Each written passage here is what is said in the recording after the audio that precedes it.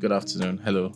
My name is Folarin Bitire, and I have with me my co-host, OJ Molame. Hi. And welcome to our podcast, The Next 100.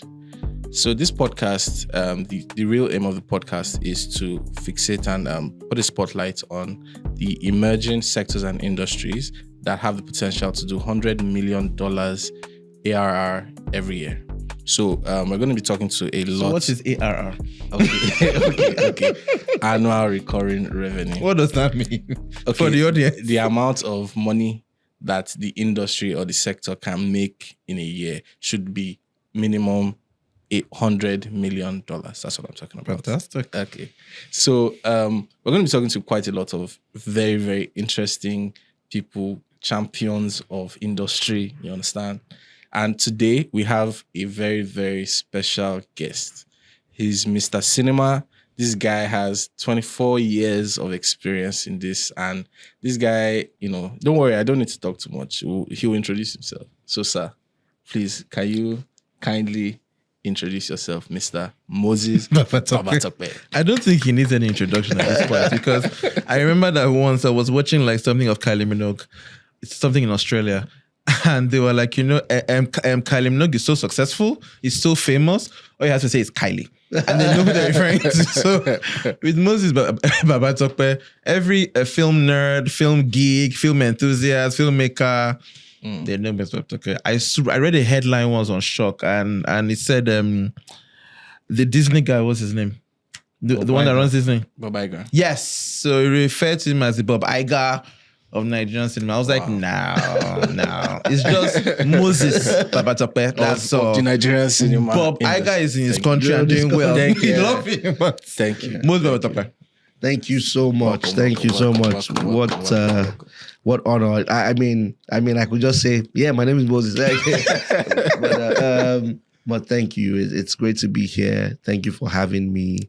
I'm so delighted that we could have conversation that, this time of the year. I think it's really poignant that we are spotlighting a sector like the one, I stand for and I've been privileged to have had, great experience in and to have hopefully, influenced. How do I introduce or summarize myself? Right now, I'm the group CEO of a company called the Nile Media Entertainment Group, which is a media entertainment firm that dabbles its hands into film production. And I think that will even be limiting it. I would say content production, distribution, and exhibition. Because we're in a world where now, you have to pay attention to what's going on. Film is still film and will always be there. Yeah. But content creation and content in itself has become a huge deal. We're creating content as we speak. So we're not limited to just film, but film is a focus for us. And prior to that, I was co-founder of the largest cinema chain. And I think it's also incorrect to say I was because I co-founded that. So I'm still co-founder of that. And in fact, the shareholder of Film House Group, of Film House Group, owners of Film House Cinemas, Film One Entertainment, amongst a number of other subsidiaries, which is a leading company in West Africa. And prior to that, worked my way in the UK, working for the largest cinema chain, Odeon Cinemas, also built out or founded a UK distribution company called Talking Drum Entertainment. So I've had an interesting come up in the film industry and in a number of arenas. And it's great to be here. Still hungry, still passionate, still motivated to contribute to the sector. What I find so interesting is that I've personally been, anybody who knows me knows that I love entertainment, knows that I've always went to entertainment, blah, blah, blah, blah. So I've always, I'm an entertainment nerd, but Nigeria and globally. And then from a Nigerian perspective, I still vividly remember when AOI, I think Atlanta, that one. Yes, that is it Atlanta. did cross 100 million. I remember everybody went, in Nigerian movie, really? Yeah. And then I remember this was 2004. However, 2014. 2014, sorry. However, I remember, so what I do right now is that anytime I go back into Nigeria's economic history and business history, I juxtapose against what was happening politically at the time in terms of policy.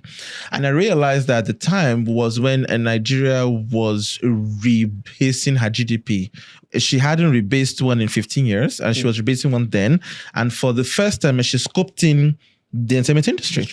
And it's so interesting how a decade after, she's rebasing again. However, the film industry then, we didn't even know the numbers, we didn't know what it was doing. However, today we have a box office of 11.5 billion as of the last year alone. So just thinking how we've gone from doing 160 million in one film, I think he got into like the Guinness Book of Records for that. Yeah, yes. It was groundbreaking. Yeah, it was $1 million at the time. $1 million. Yeah, it was less than 20 cinemas. Yeah, at the time. That's it crazy. was groundbreaking. Yeah. That's crazy. I remember it was. In fact, I would even argue it was one of the main elements that jump started investment in the sector. So basically, if I were to go back in time, I would say was AY's movie, that was 2014. And then 2 years after was Wedding Party, a film they were also part of. However, I remember the Wedding Party. I was working in consulting at the time. And however, I don't think I'd ever experienced a Nigerian movie. So, in terms of the success of film or music and everything, so it's two-pronged. So on one hand, we make our money back, it's successful. However, on another hand, on the elevated hand, it permeates culture. Correct. So Impact. when you have that cultural impact, that was Wedding Party. I'd personally in the theater. I mean, but I have a question, because when I think about Nigerian cinema and I think about Living in Bondage, Karashika, Liz Benson, shout out to Liz Benson. Shout out. I remember Figurine. Yes. I feel like Figurine, October 1, I feel like the one with Wale Ojo, Phone swap. Yeah. I feel like that was like a resurgence. I think if you look at the economic, like the macroeconomic situation in Nigeria, after 2009, I think the loans in the banking industry-wide went very bad. I think like something like 50%, or if I remember correctly, in Q4 2009 or 2008 or so. And then they then created AMCON, and then everybody was now like, okay, let's invest in, other alternatives. Asset classes. It seems like that's when it really kickstarted. Is this a correct view? I think that analysis is not wrong when you just look at the momentum from 2008. I think it was Stephanie Okerike's Through the Glass. Through the Glass, sorry. That came up, and then you had Figurine, and then you had you had EJ in 2010. Then you had Tango with Me in 2011. You had Anchor Baby. So I think I remember that one. Yeah, and then you just had almost that rise, even though, and look, let's give credit. The box office, EJ was, I think, 67 million. Yeah. In 2010. Yeah. That's huge. How much was that in 2010? Yeah, at 150 naira. I think 120 or 150. 120 naira. So like 500K. And I remember it was no more than 9 cinemas. That's. In fact, I remember EJ, because EJ was the first Nigerian film I saw in cinema, and I remember I saw it in Galleria, and I remember I walked into a Galleria like that day to cut my hair, and Shout out to Galleria. Shout out to Ben Bruce Every time. Shout out to Ben Bruce every time, the original OG. Yeah. And I remember I walked into a Galleria. So typically, you not have them today, but then at the time, the Nigerian movies weren't really in cinemas, and they didn't have the banner. Correct. However, I saw the banner, but what caught my attention were the laurels. Yes. So we went to different Nigerian film festival. I was like, okay, I will watch it. Then I remember I bought the last ticket. So when I went into the cinema to watch the film, I was the last seat. And I remember I watched the film. And at the time, I'd never seen Omotola and Genevieve on screen before. Like, not to mention the big screen. And I remember I came out of the cinema and I almost cried, which was because I was like, it's actually possible. Yeah. I still remember That's that I was like, this is actually possible. Yeah. And I think your point is so poignant about interesting how we turned a potentially disastrous situation, because that 2008 with the bad loans coincided with the global economic crisis. Yes. And turned that situation into, I don't know whether we should be giving the president at the time, was it Goodluck Jonathan that also was influential? Yaradua. Influential with some kind of World Bank fund, which was Film House accessed. Yes. In 2011, 2012. It's so at that point, it was not Jonathan. Not Jonathan, yeah. That was not Jonathan. And then, the BOI because came in and I talk to OJ about this quite often. Yeah. And I was like, the financial industry, like we have it in the bill. So like when we think about an industry, there are a lot of things that need to be in place. Yes. So like if we talk about this industry now, what's the size? Like what's the size of this industry if you want to say films in Nigeria? Depending on who you talk to and depending on the model for valuing it. You go, I think it's a minimum of $500 million and it's as much as 10 billion. Depending on what you're using to estimate, because there's on the revenue side, there's on the asset side, there is on IP side, there is, whether you like it or not, the bootleg and all the illegal stuff that goes on, you have to value it.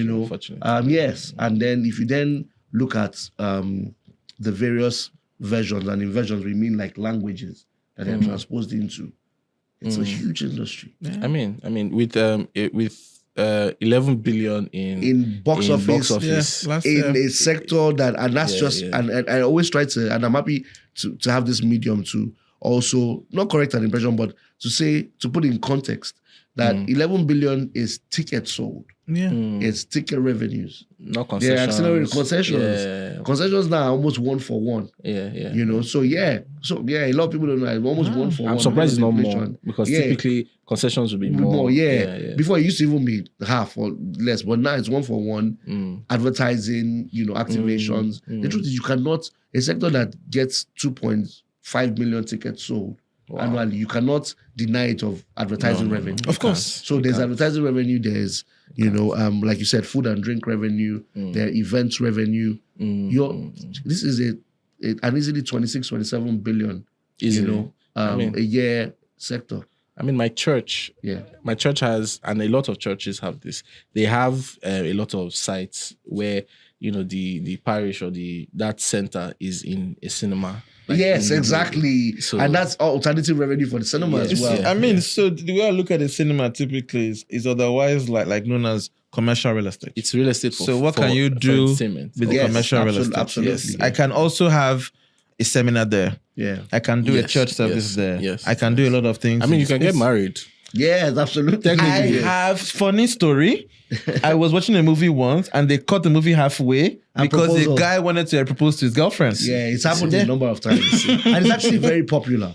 It's one of the more popular sites for that, and it's one of the things that in terms of reinventing the experience that a lot of cinemas want to continue looking into, personalizing that proposal, and all the things you can do with it. But I wanted to make one point about the importance of the reported box office, the importance of documenting that this sector generated that informal revenue demand and supply. 11.5 billion in probably the most challenged or challenging economic year that we've faced if not of all time.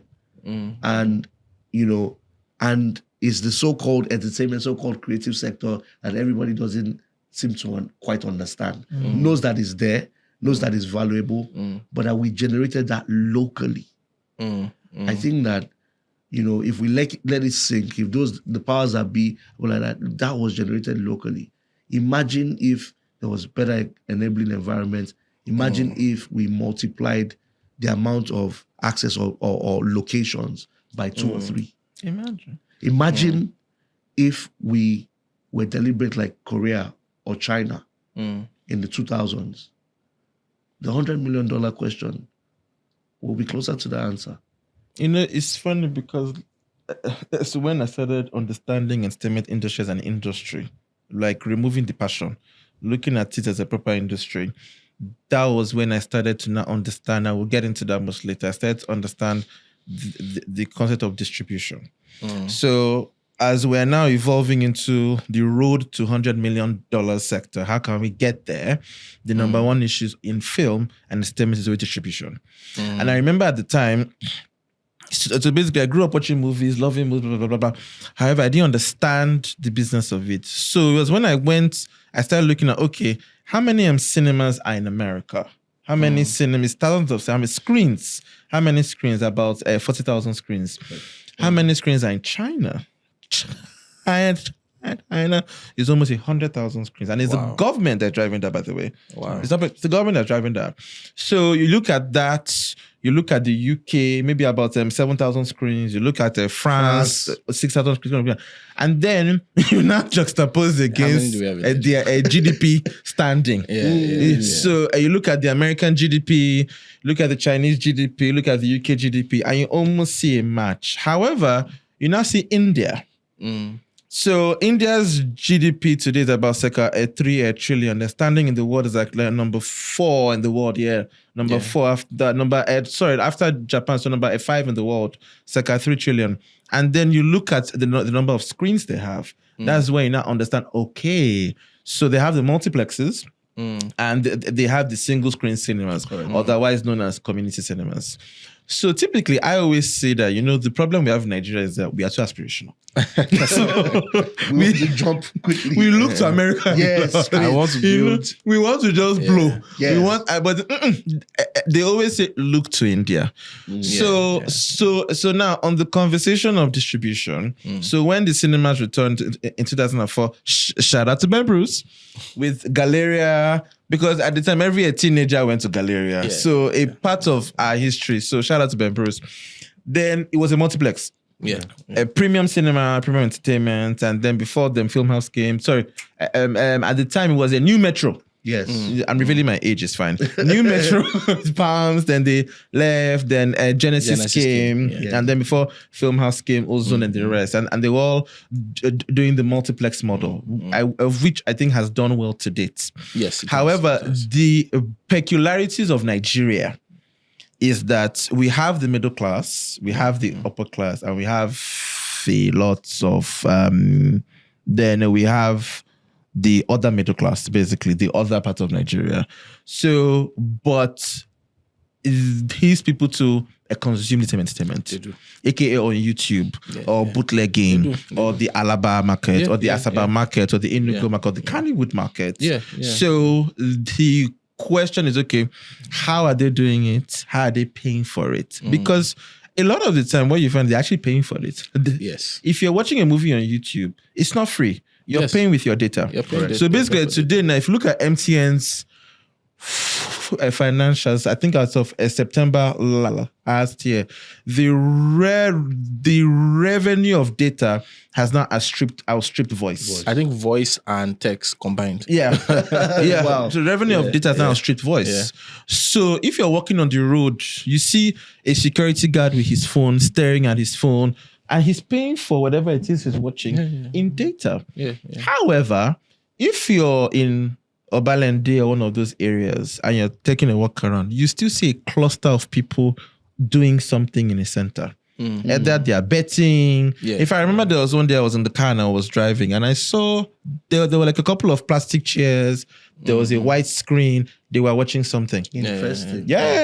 On Alfred Rwani, of all places. Wow. It was right there. So basically I'm leading to now the conversation of distribution. In that, okay, for this sector to generate $100 million over the next decade, how can we advance our distribution conversation? And I think that platforms like this are so critical for that because it sparks,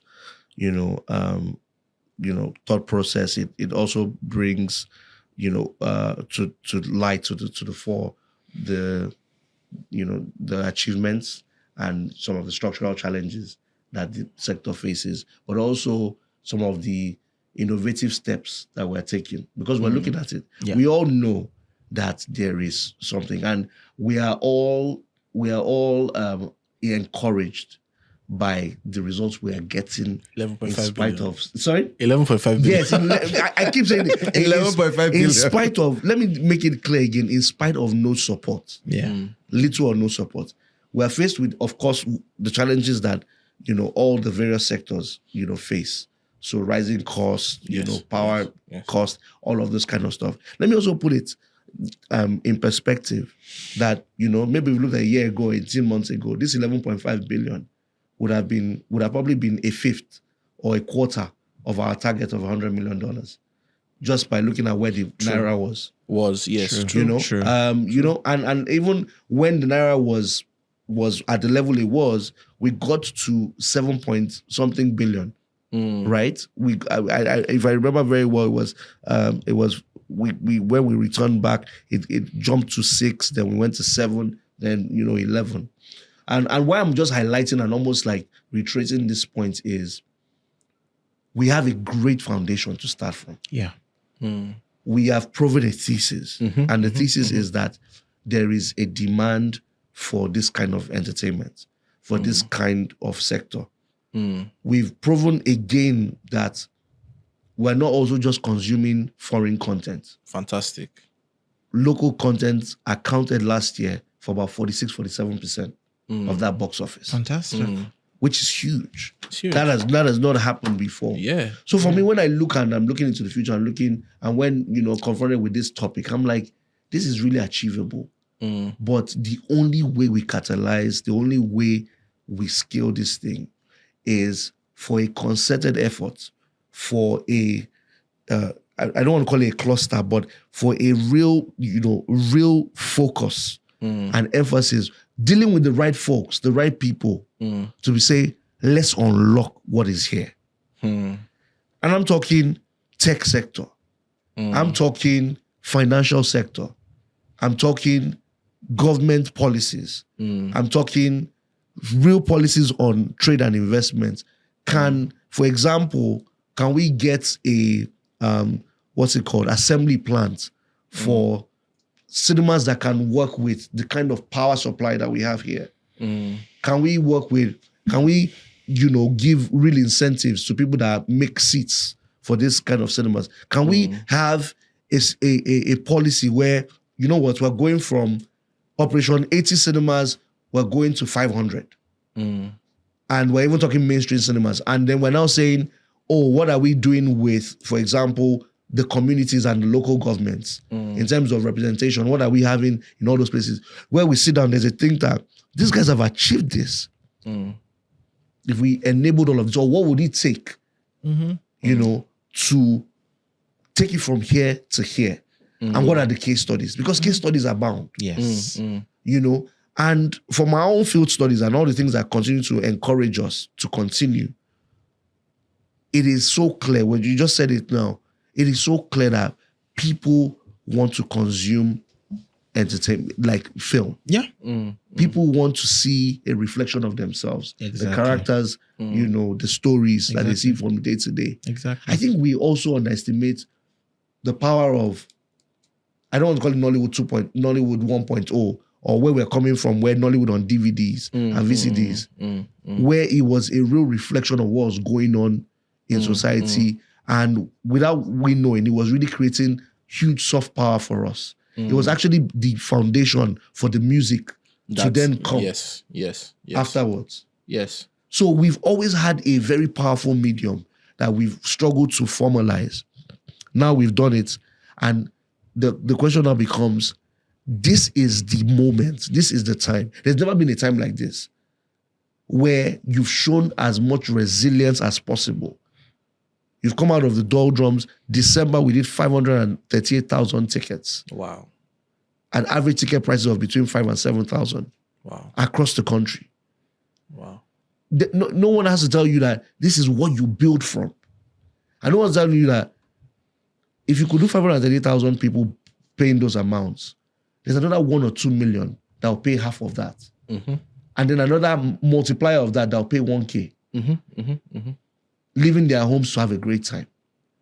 So why are we not prioritizing that?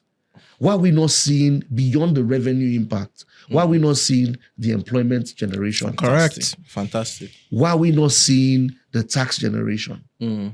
Why is it that we are still looking for, God forgive me, I'm sorry, power that we don't see the process, we don't see where money is going to, road infrastructure that takes so long to happen, even though all of those things are so important and will help what we're doing with cinema. You can talk about all the other things that we are so obsessed about that we're not, but you're able to see a film made in 3 months.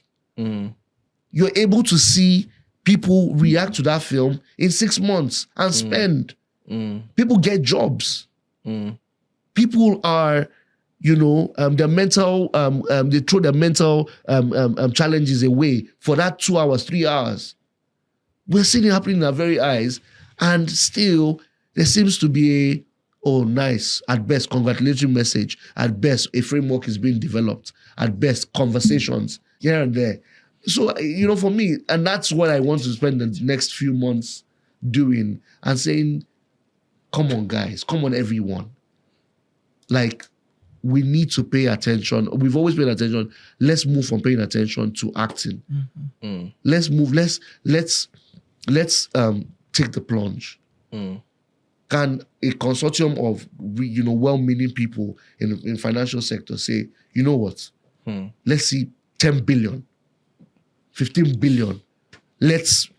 Don't call it gamble. Let's invest. We've seen, billions of money go down the drain and has become nothing. We've given a track record and we've shown resilience. We've shown, viability. We've shown that local sector has stayed. We've shown resistance to even disruption with the streamers coming in. I could go on and on and on. I'm so passionate about it, and I'm just like, why are we missing this thing? And lastly, I know I've spoken a lot. I understand the fascination for content investment. I understand a number of us are creative at heart. We want our stories told. We want to also, carry out a part of us that maybe was not nurtured, was not encouraged, because there's question marks about, anybody that was creative. It was almost like a career or a what's it called? A talent for no hopers. Do you understand? You're not serious now. Do you understand? You're not serious. Yeah, do you understand? And then suddenly now, it is the one that is giving hype. It's the one that we're seeing the Tolu parties, bless him and thanks for all he's done. And we're seeing everybody frolicking with and enjoying the presence and of celebrities. Has become something. I love that. Actually, I'm going to use that. Do you understand? Like to no hopers. Yes, it's become something. NFA, no future. Yeah. So I'm like, this is the one to bet on. Yeah. This is the one that it's quite clear. How can we see somebody over the last 4 years, 600 million, 660 something million, 1.4 billion, 1.8 and counting, 1.6 something and counting, and we're just looking and we're like, I'm from the same sector. I know. That growth is, we're talking about this off screen, that the growth trajectory, even though, yes, in dollar terms, yes, there's a movement. Yeah, yes, maybe, down, but the growth trajectory in terms of the revenue is astounding, because Jennifer and Funke Akindele movies have gone from 1 billion to 1.4 to like 1.6. Is the growth has been crazy. So like you've mentioned a lot of things that actually we need to on this road to $1 million. You've mentioned that's fine. You've mentioned government policy. Yes. You've mentioned institutions. So you've mentioned services, for example. You mentioned that we need chairs, for example. Yeah. So we need people who manufacture the chairs, because one of the issues that every industry faces in Nigeria is that a lot of your expenses, the capital costs, are in dollars or dollarized. Correct. Because you're either importing it, Yes. or you are paying for it here from someone who has imported it. So because the costs are dollarized and your revenue is in naira, it's a mismatch. Correct. So what's happening is that as the costs keep going up, you need to do 10 times more and 10 times more. To So justify the dollar investment. exactly. So for two things I want to ask you. Number one, we want to make, because the purpose of this podcast is to drive consensus. I mean, the consensus is not going to be general. Everybody's not going to agree. Yes. But we want to drive some level of popularity of one mindset or one approach of how we can actually do what it is that needs doing for us to be able to get to $100 million every year in revenue. Yes. So in terms of policy, Yes. in terms of the institutions, that's like talent acquisition or talent development, in terms of services, platforms, in terms of even the demand, because, OJ mentioned that people want to watch or consume this content, but desire and demand are different. Correct. I like that. Desire and demand. Desire is, I like this. Yes. Do you have the money? Are you willing to part with your time? Can you go to the place where we have the distribution, or can the distribution get to you? Would you understand it? Because I was saying to OJ that, there's some folks who you take to Ebony Life Place and they won't feel comfortable there. Very true. So if you are trying to use Ebony Life Place to then sell a movie to somebody, maybe you are not selling it well. Maybe you might not be as successful. So you mentioned community cinemas. So I want us to just dig a little bit deeper into the things that are required, from that lens. So for policy, for talents, for the infrastructure, for the services, and so on and so forth. Great. And thanks for that. I think a good balance to this conversation is just to also reiterate the fact that cinema is just one segment, of how we can monetize filmed entertainment. It's a very important segment. Everywhere else in the world, it is the, shop window. It is the one that enhances the profile, is the one that enhances the value, and I think that a more sustainable approach is, of course, focus on cinema and help kind of expand, or would I say, because of the success it's achieved, deepen the investments in it for sure. But there are other aspects that we must also work on because of the validation cinema has given us. The validation cinema has given us is that there's demand and supply. People are willing to go out of their homes to have an experience. But the fundamental is that people are willing to exchange their funds to watch. Going to your question, and just to talk deeper on the community cinemas before I kind of talk more holistically about the other segments, we think that we cannot fall into the danger of just this one narrative of cinemas are 5,000, 7,000 cinema tickets. It's not sustainable. It's only a class of Nigerians that can afford that. Therefore, our approach must be, how do we make cinema for all? And it means that people that are willing to pay 25,000 naira, how do we make it as exclusive and as luxurious for them? Because they're there. And there's a way they want to watch. They're the ones that do the fine dinings and pay 200K or 250K and spend $1 million in the clubs. How can we make that for them and also, maximize the value at the top?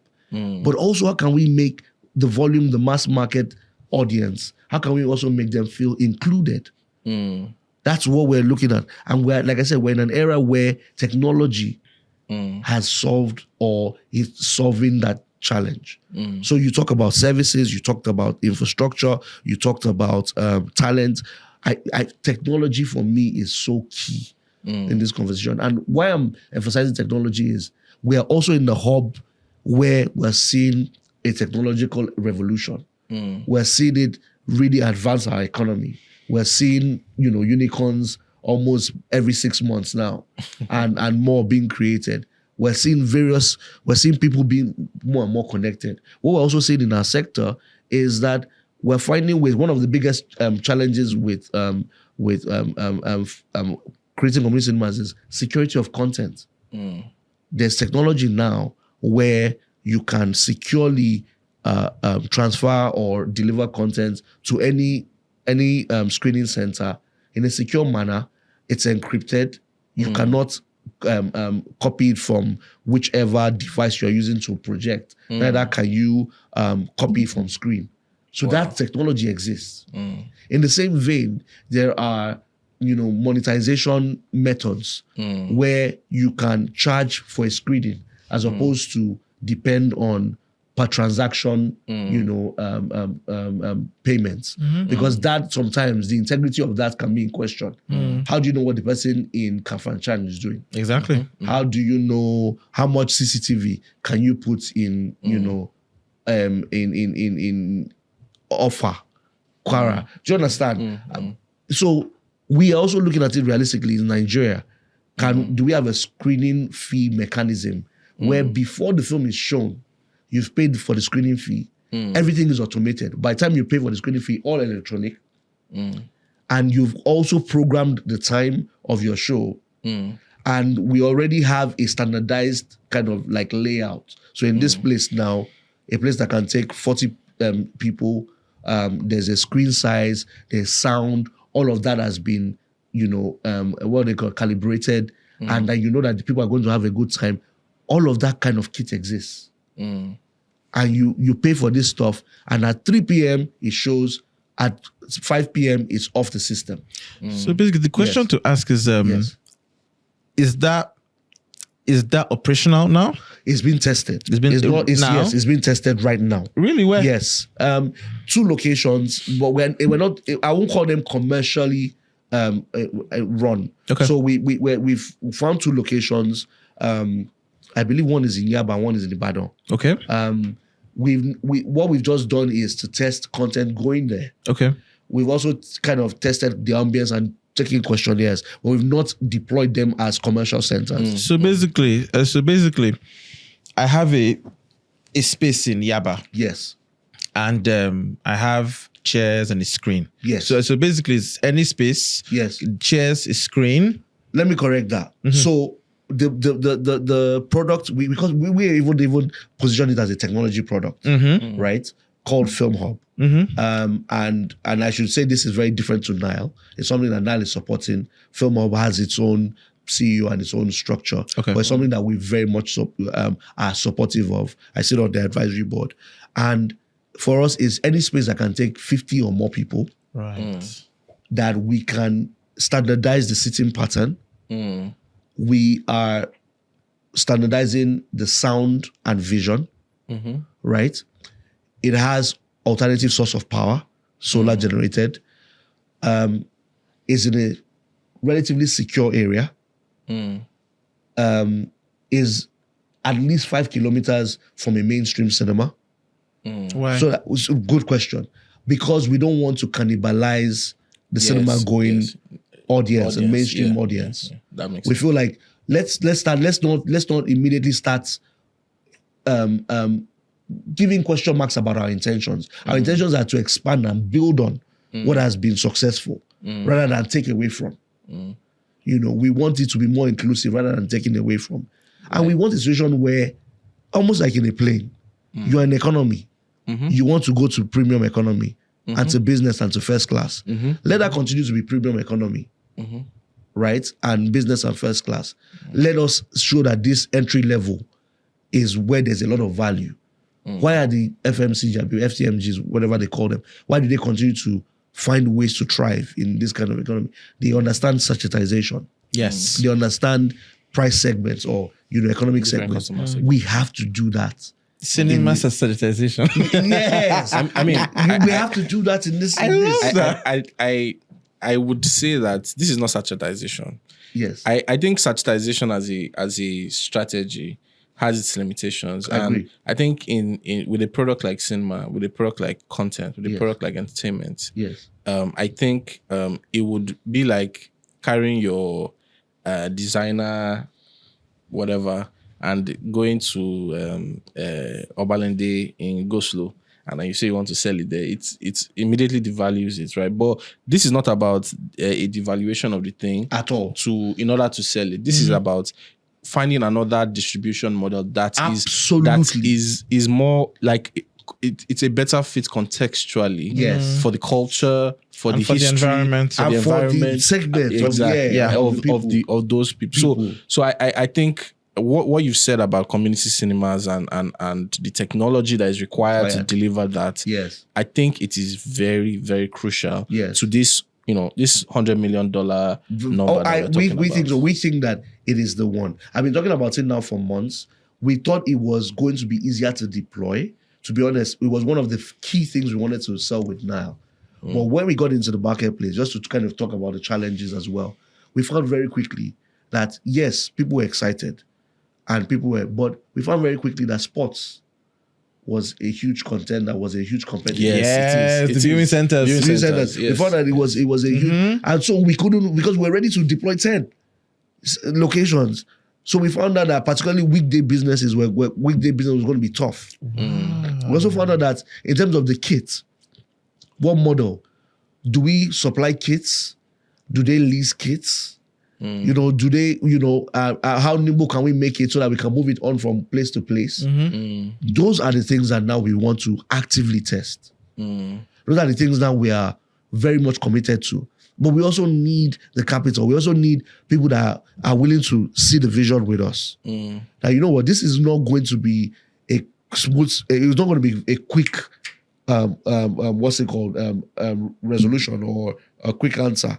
But over time, if I can almost, not almost, if I'm able to bring Everybody Loves Jennifer to you at some point and the biggest films, that creates confidence that's going to come to my area. And that creates, the culture that I can patronize. And look, I'm going to have this experience too. But until we do that, there's going to always be, let me just stay on my safe zone, the one that makes me money. So those are the kind of challenges that we faced. We talked about talents and all of that. We're also training people on, look, this is the way we need to go and, we need to go and kind of popularize this concept. And it is not the easiest as well in convincing them. But people are very much open to it. And the final point I wanted to make is there's a lot of power in those, what I call hubs or communal screening centers. There's a lot those places can be turned into. Those places can become internet hubs for kind of sensitization. Of course. The screens can be used for advertising and education. Those communal centers can be used for, communal groups and meetings. A lot of the lawmakers can empower their people through it. There's so much that we can do. That same place can become a VOD center of sorts.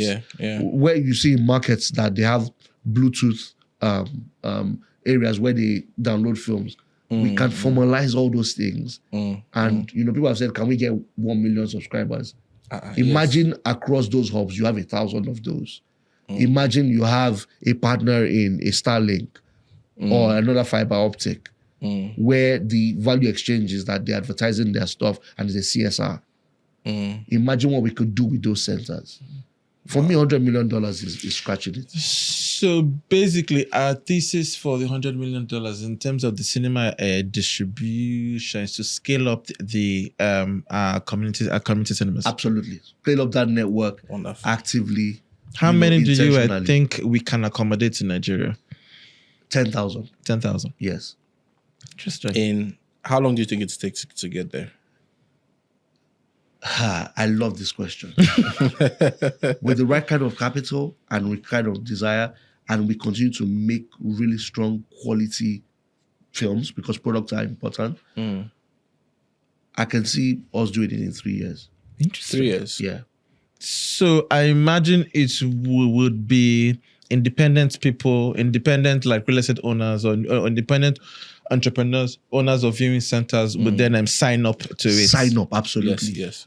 What stops you from, yes, let's not simplify the network of POS operators. Let's not simplify the network of before what they call recharge card sellers. Let's not it was a well-oiled system that worked, but let's not also complicate a simple kit that will have supervisors in each area to ensure that the standards are kept. They'll be incentivized to ensure that all of those things, and a mechanism where we're also getting feedback.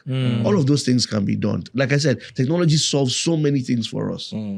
That's why I'm confident with the right level of capital, right level of training, the technology exists. All of those things can be done.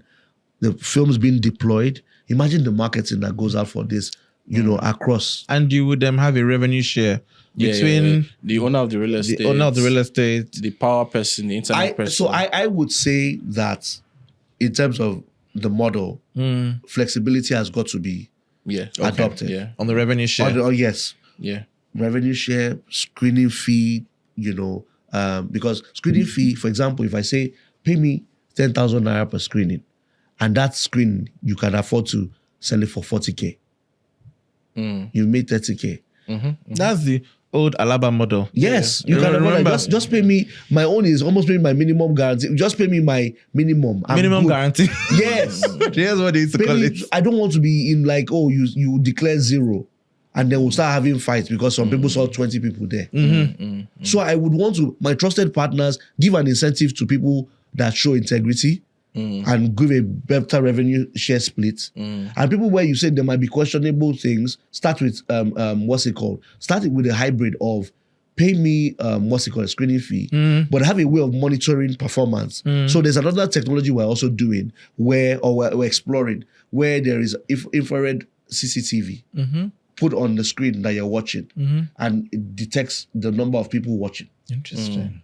So over time, we're studying the patterns. And then when we see that we're shortchanging ourselves in terms of, the screening fee, we can go to a revenue share fee. Okay. Again, you have things like data protection, and all of those things for people who would have to sign off and all of that. But we're really thinking in terms of the tech. How can we use tech to solve these things? I'm also thinking in terms of, the places that don't have tech, what do we, the infrastructure has not reached them. How do we also, incorporate them? But I honestly think, look, at one location per local government, we're almost at 1,774. At 3 per local government, you can do the maths. We're over 2,000. So 10,000, where I'm speaking from a place of authority on the numbers. In the north, there's already 5,000 viewing centers. So, getting 10,000 is not far-fetched. It won't be that much of a stretch. And this is like a play that can happen because one of the core things that we are talking about on this podcast is export and import substitution. Okay. So import substitution in the sense that the films that we're making locally are being watched by our people as opposed to them watching the foreign film that we have to pay in dollars for. Wow, fantastic. Well done. We do, because when we even repatriate funds to them, we have to change in dollars and all of that. Yes. And sometimes with our devaluation, they can wonder whether we're even what do you understand? Yeah. And they've had conversations where look, just buy the film from us and then exploit here. Do you know it's so funny because the box office of this year global in America was like $8.7 billion. Then globally, I think $30 billion, give or take. And I remember I was reviewing the countries. Nigeria wasn't there. The only African country there was South Africa. we want to adjust that because we for whatever it is, we've done $5 million, $6 million, if not $7 million. We want to really correct that impression that as if we're not there and we're not contributing, and we're working on it. Because if you look at the box office, so we're working on it. That's good. There was a point that I wanted to make, on the community cinema one, that it is mainly local titles, if not 100%. Love it. That's the concept of it. In fact, the technology thrives on it because Hollywood will give us a big problem. We want to say, Hollywood, we've demonstrated that this is what. So therefore, if you want those your other windows that are being pirated, if you want to come on our network, here is what it will cost you. Rather than begging. We have enough local content. Let me just, please allow me to share this last thought. I know I've said so, but I'm so passionate about it. The idea is, gents, to empower that storyteller in the middle belt or that filmmaker in Northeast Nigeria to make a film that can be shown in that cluster of community centers, become such a hit and such a wave that we can then see it in the South and vice versa. Local titles, rather than them running immediately to YouTube, people can experience cultures from various places. We can get those films remade and amplified and bigger because those people are the best at telling their own stories. For me, there's a more powerful narrative to the whole community cinema concept than just even revenues. And with that, it brings us to the end. I hope, I wish we could have, because I think there's still a lot. There's so much. There's still a lot, but unfortunately we gotta go. Yes. But thank you so much for coming, and thanks for sharing a lot about what is required. And we at Sandbox we will definitely keep in touch because we think that there's a whole lot here. You see, just a final note. You see, one thing about Nigeria that always deeply fascinates me is that how we thrive in segments. Yeah. So using banking now, for instance, you have your GTBs and the accesses. They've done extremely well. However, we've had banks for over 100 years and we've still not been able to bank the country. And it was the issue of the model. So GTB access just can't bank the whole of Nigeria. It's not possible. It's not even profitable for them to do so, to be fair. It's a solution looking for a problem. Yeah.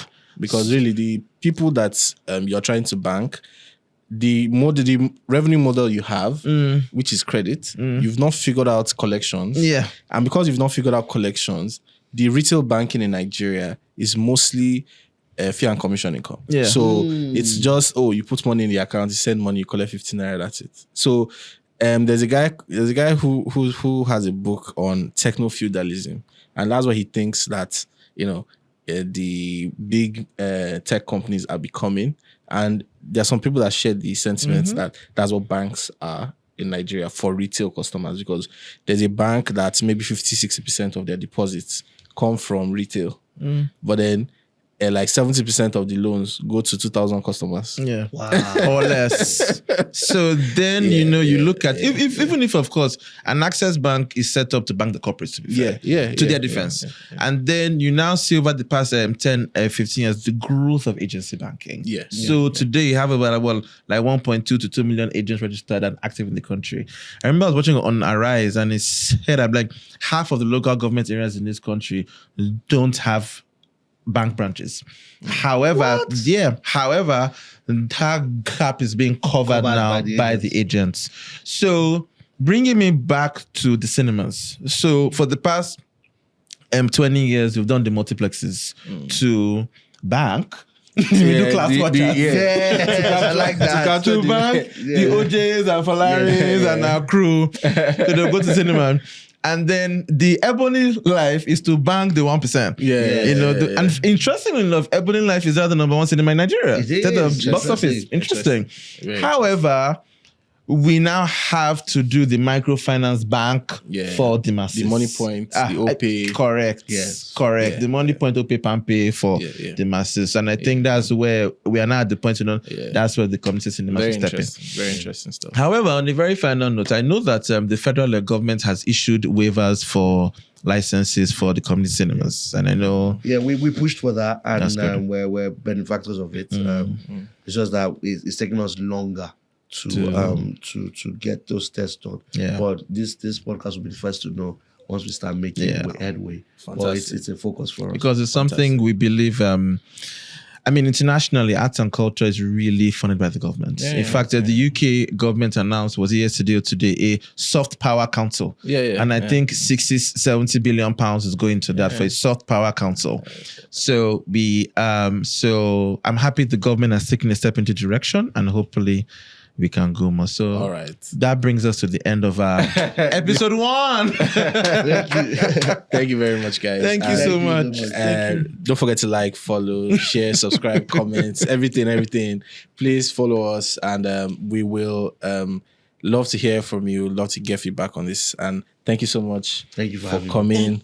It's been a wonderful time. Thank you, OJ, and God bless. Peace out.